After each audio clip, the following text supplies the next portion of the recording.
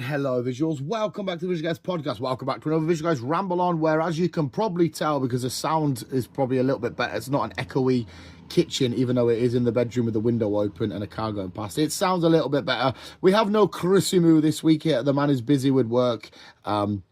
He's got a lot going on with moving house and all this kind of shit. I don't know if I've said something that I probably shouldn't have done, but he probably won't care. Moving house, so he's just chucking in a few extra hours and getting some Saturdays done and whatnot. So he is a very busy man. Hopefully he's not too busy next week. Well, the time this goes up this week for Supergirl, because we can't be going on a comic book cinematic adventure without Chris. He's our cinema boyfriend. He's our boyfriend in life, period. But he's our cinema boyfriend. So no Chris Moon, just me, a ramble. And if I sound very concentrated, it's because I'm painting some space troopers. Warhammer. I'm not a big Warhammer guy, but I love Middle Earth, and I do collect Middle Earth and paint them, not to battle lords or anything, but just because it's therapeutic and very, very enjoyable. I do a bad job of it, but it's really fun. As I get to this, as I get into the crevice, but yeah, so I'm painting some little, I'm putting the black cut undercoat on for my little stormtroopers, space troopers, the blue ones. I bought a 40k starter set with the new paint. The paintbrush they give you out there for the starter set isn't enough shit. So I'm sticking to my own paintbrushes for that. But anyway, yeah, so I just have a little mini 10-minute or so ramble, because I want to speak about scalpers, and more specifically Pokemon fucking scalpers. Everything though that I love at the minute, collectible wise, is just getting scalped for the fucking fun of it.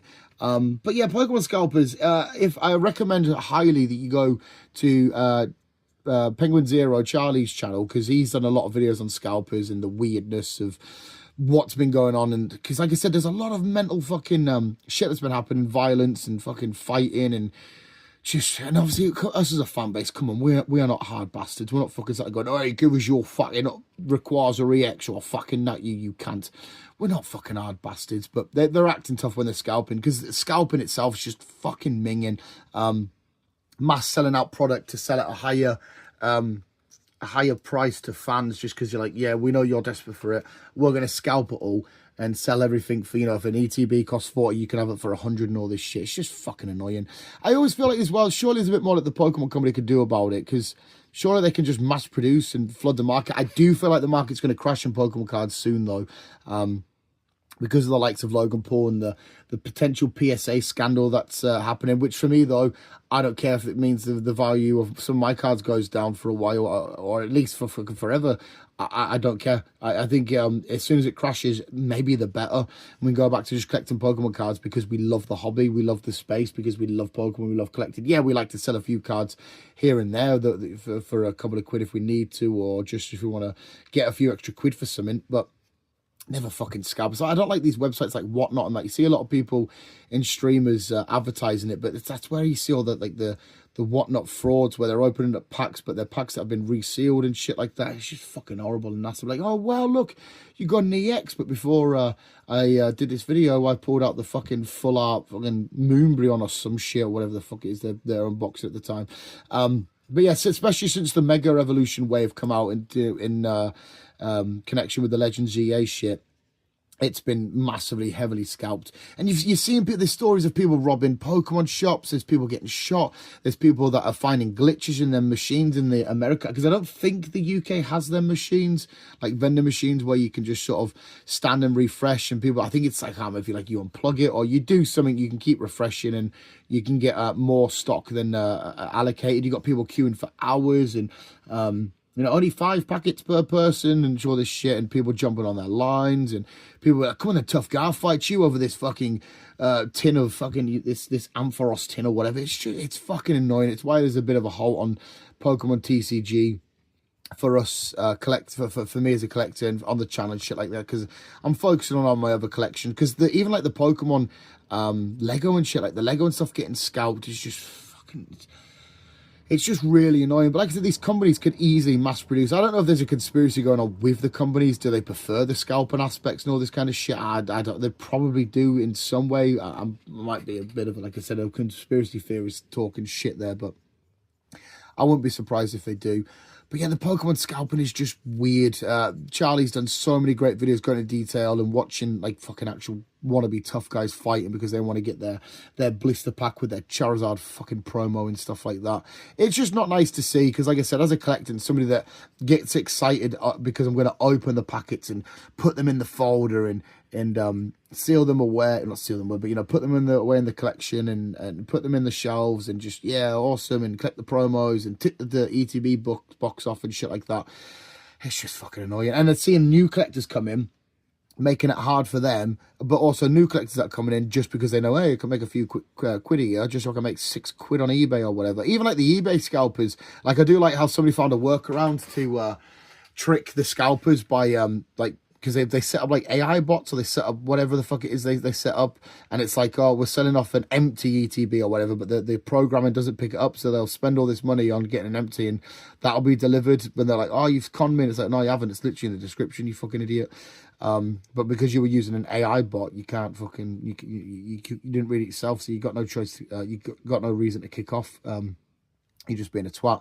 I do generally like that. When the scalpers get to come up, it's fucking amazing. So it's just annoying that, because it's already an expensive hobby to be into, but it's just annoying that they're just driving it up and making it so hard for us, and just not being cool, just being fucking cunts. Like I said, when the Lego one happened, because like the Lego's way expensive. I would love to get that Pokemon set. The only way we're getting that is if we win it, or in the next couple of weeks win the fucking lottery, because Ministerif's out now, and I would 110%, I want Ministerif, but that's going to be a big save job, or you know, work them extra Saturdays type sort of thing and whatnot. It's a set my girlfriend probably would be raging that I want to get, because she's like, that's going to have to be in my house one day. Yes, it is. But out of the two, I'd rather get that and keep Pokemon with the cards, the games, the other bits and bobs that we're doing. We're actually on the channel at the minute with Pokemon. We're doing like a lot of they're not up yet, but they'll be up in the next couple of weeks, like construction kits. We did an Aerodactyl skeleton, and we've got a Mega Rayquaza one ordered. And it's just a way to still be in love with Pokemon. Like, I've really gone through, I've done the Pokemon Adventures manga from years ago. I've been going through them. We did a video for that on the channel. And it's made me just, like, get that sort of itch to play, like, the old games and shit again, which I play regularly all the time anyway, but just to do them again. So, to still be in the Pokemon space and doing the bits that we love, but just without any fucking toxicity and shit like that. Because I don't like toxicity. In the fucking, even, you know, System of a Down, cool as fuck, but no toxicity, thank you. But yeah, it's a Pokemon Scalper, just a fucking weird one, just a bunch of pain in the asses, annoying fucking bastards just trying to get a few quid, and like I said, make it hard for people. I'm sure it's happened with, like, One Piece went nuts. I know that One Piece, the manga didn't help, because Logan Paul started to get his, like, mangas PSA graded, and I know that's made it hard for a few people in that space, but apparently as well that's not legit.